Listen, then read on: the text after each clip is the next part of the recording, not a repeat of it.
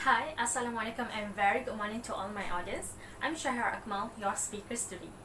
2 years ago, when I decided to further my studies at Northern University of Malaysia UUM, I was very impressed with the beauty of this university that's surrounded by flora and fauna in accordance with the tagline University in the Green Forest. But do you know that there's a dark side story behind the beauty of this university?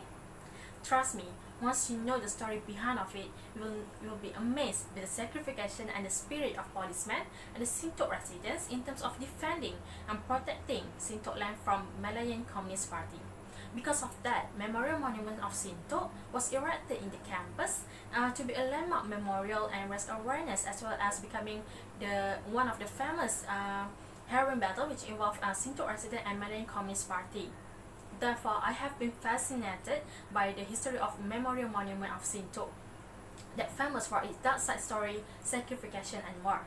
So today, I would like to talk about the history of Memorial Monument of Sintok. I believe that some of us still do not know or did not consider at all about it. So in this speech, I will share to you the chronology about the history of Memorial Monument of Sintok from the year 1900 to 1988, which makes Sintok become the most strategic area due to its physical characteristic of Sintok forest. And I also will discuss about the declaration of Sintok as a black area and the moments of Sintok becoming the white area after this situation has been peaceful. So, in the year 1900, Sintok was thought to be the most strategic area in Kedah as a base from Malayan Communist Party and tin mining activities. For your information, the majority of Sintok population at that time is Chinese people, and they were the first people who start the history of Sintok by doing tin mining and logging activities. During that time, an estimated 3,000 residents who carried all these activities. In addition, the geographical features of the Sintok forest make the Malayan Communist Party easy to move freely in the Sintok area.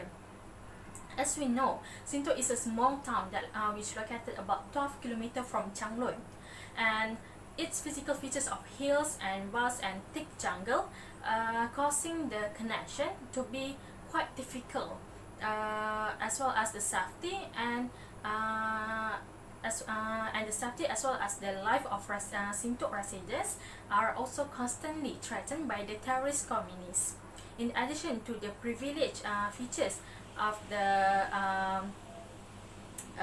Sintok forest, this area also has set to become the gateway of Thailand. Alright. According to Mr. Muhammad Kasri, which is director of UUM Management Museum, he stated that communists make the aggressive movements using killing weapons and so on. He also saying that Sintok is a very strategic place as it is very close to Thailand. Therefore, if anything happens to them, they can move in the area of Thailand, which our security forces at that time have constrained to follow up. As we know, Sintok is a vast and thick area. So Dr. Muhammad Kasri also stated that camouflage can be done using guerrilla warfare technique, as it is a very strategic to use in dense forests, as well as the large trees and dense canopies provide the protection from the aerial survey platform. Therefore, this gives an advantage to the communists to protect themselves on that time. Subsequently, the defense here was not strengthened by the British because at an early stage there seems to be no threat. So they only provide 6 policemen, a small police station, and maybe their armament or weapons was just a rifle or praying gun, as well as no connections at all.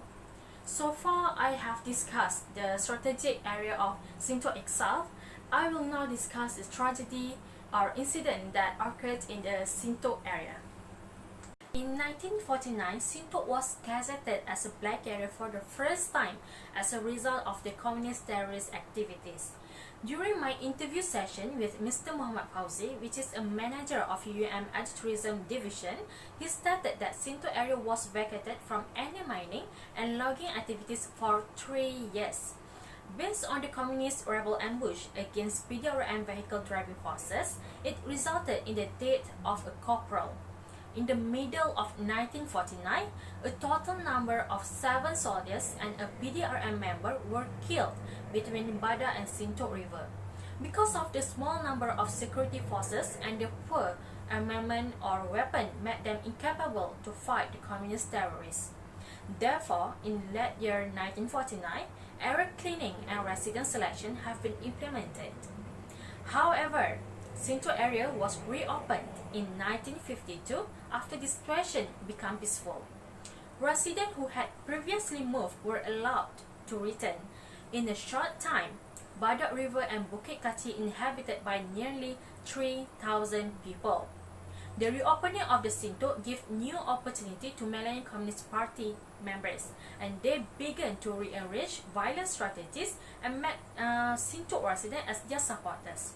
For information, the Sintok police station at that time functioned as a place to make complaints and monitor the activities of Sintok residents for common cases. However, the policemen aware that themselves are under the threat of communist members. Sintok increased and the communists managed to attack the security forces, the communists become more confident that they would succeed. Malayan Communist Party is trying to revive the relationship with the Sintok resident by spreading various propaganda, and they also took an opportunity to preach and incite workers to hate the government. Moreover, after 1969, Malayan Communist Party made the incident of 13 May as a propaganda issue. They stated that the government alliance was committing cruelty and repression against the Chinese. They also distribute pamphlets such as Awakening News and Mao's quotation. Therefore, government launched semi-operation aimed to discontinue the network of communist relations as well as preventing propaganda from spread widely. You may already know about this, but just in case you don't, this is the second time residents were asked to leave the Sintok area. Sintok town was burned with the aim of preventing communist members from base in Sintok. Since that, Sintok area became deserted without people and it was gazetted as a black area. Now we know that Sintok was declared on emergency twice at that time. Now I will share to you the moments of Sintok become a peaceful area for Sintok residents. In 1988, Sintok was gazetted as a white area as the situation has been peaceful. Therefore, the construction of UUM campus was implemented after Sintok was gazetted into a white area by Tun Dr. Sri Mahathir Mohamad, which is the Prime Minister at that time. Northern University of Malaysia UUM began construction of Sintok campus from January 7, 1989. The Prime Minister has given 18 months for UUM to complete the construction of Sintok campus. That means construction should be complete by July 1990. Surprisingly, the construction of Sintok campus costing about 580 million. In addition, UUM started their operations on 15 September 1990, which is 2 months later from the actual date due to some unavoidable problems such as insufficient construction workers.